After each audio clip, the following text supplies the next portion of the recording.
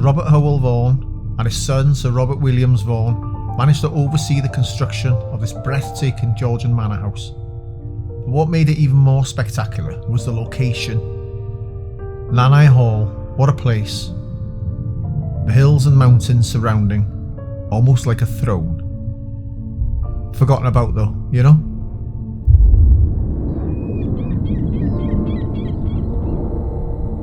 It's as if the house is slowly fading away.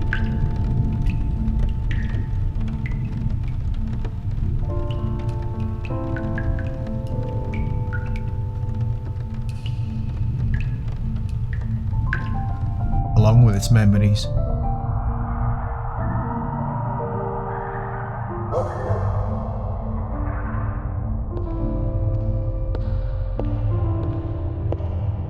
I feel as if I could take a walk up there tomorrow and it would no longer be.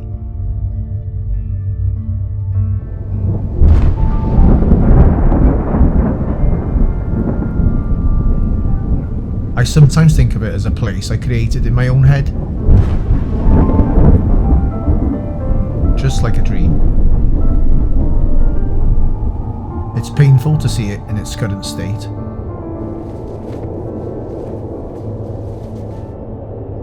It's a perfect projection of our times. To be blunt, if the house could speak, I can assure you it would be pretty pissed. From generations of families that have been lucky enough to live within its walls, to the lesser horseshoe bats that reside in the cold dark basement, Nannau may have been deserted over 27 years ago. But in its own way, it continues to do what it was built for. And that gives me some peace.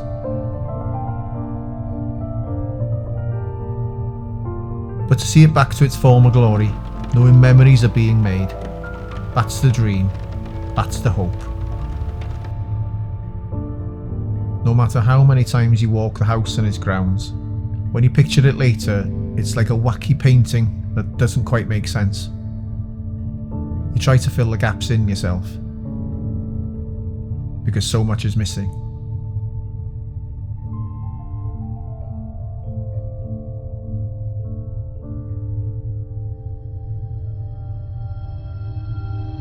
From its days as a family home, a hospital during the wars, it even spent 5 years as a boarding school for girls in the 40s, then became a hotel in its later years. And now, this. 27 years. That's a long, long time. And its future seems just as bleak. The house does live on, in its own way.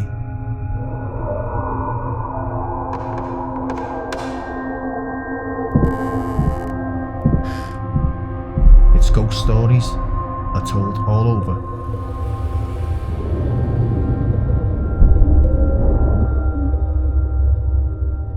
From the infamous photo of the woman in the window who is said to be watching over the house,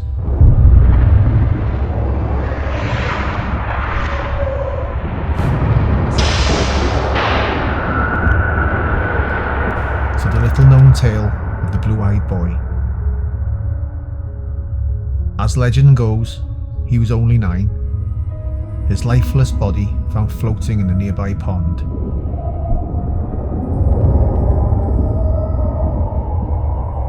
When the time is right, all is still, and the moon is bright, he can be seen sitting on the staircase alone. His piercing blue eyes, an unforgettable sight. And within a blink, he's gone. Back in the 90s, one of the builders fell off a ladder. Believe it or not, after seeing a woman in a black dress holding the hand of a little blue-eyed boy.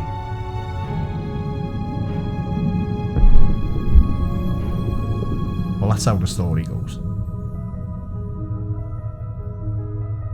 From phantom horses, nurses in the basement, a woman walking a dog up the driveway, possibly the eeriest of them all. If you happen to be inside the house looking out and you see a man facing away in a long brown coat, that's your warning to get out. Whenever he does this, that means she's around. The woman in the window. It all comes back to her. Always does.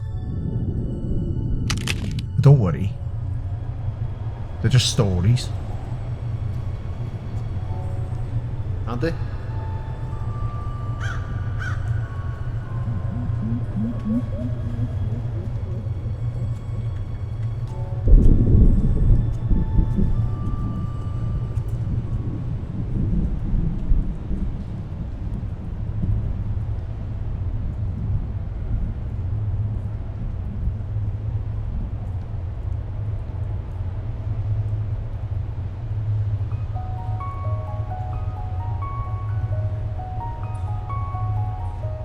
I.Owen Glyndŵr, you may have heard of him, the last native Prince of Wales. He got up to some stuff around these parts. His distant cousin I.Owen would have known all about it. Entombed in the hollow oak of the Devil's Tree, Cybren yr Echil. Although he did have a lodge near the manor named after him, I.Owen Lodge, itself a wonderful addition to Nannau, along with the surrounding area and architecture of its time. Coed y Morch Lodge, also known as the Clock Tower, the archway, lit with candles and lanterns, would have been the start of a near 1 mile journey to Nannau Hall. Through the surrounding forests. The road is still there, although you can't see it. Nature simply decided to hide it away.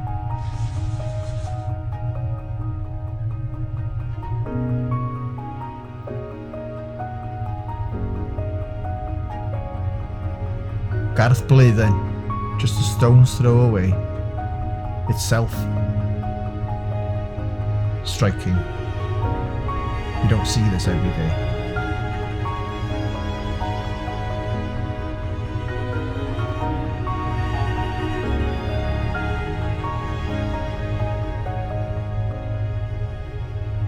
We're lucky, and some people don't know it.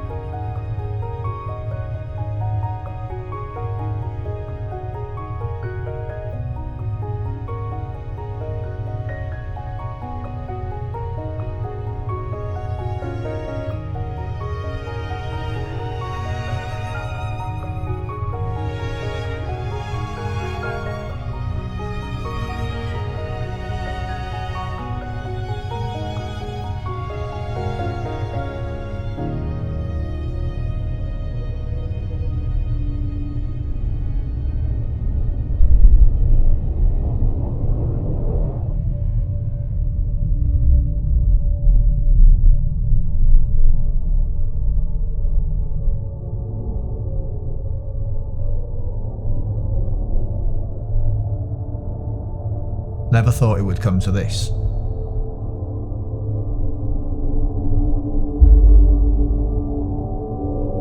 When you allow history to crumble before your eyes and decide not to use your power,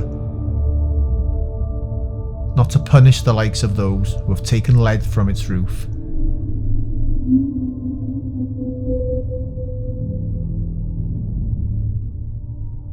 made it an even bigger mission for future plans to restore. You show your true face. But some of us do care.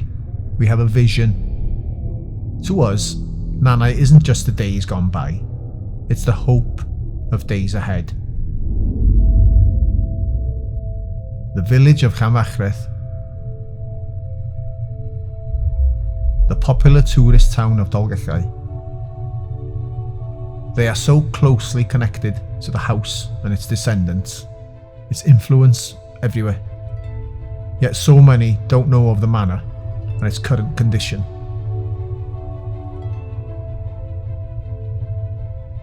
But there are a few of us who keep this place alive, through stories and frequent visits.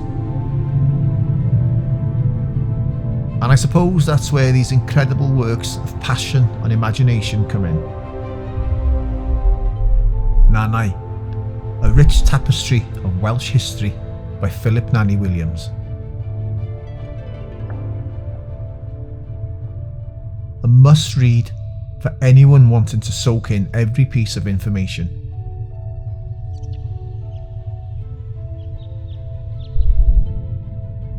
Cara Gebhart All's Caddy and the Cursed Oak.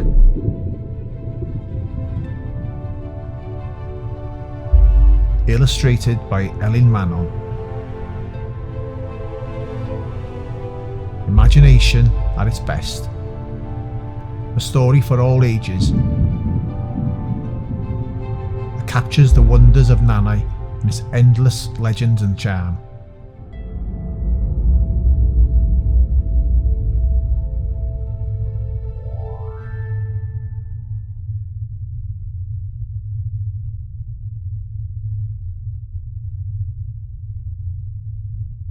So whilst the wind makes its way through the broken windows and the rain falls through the openings in the roof,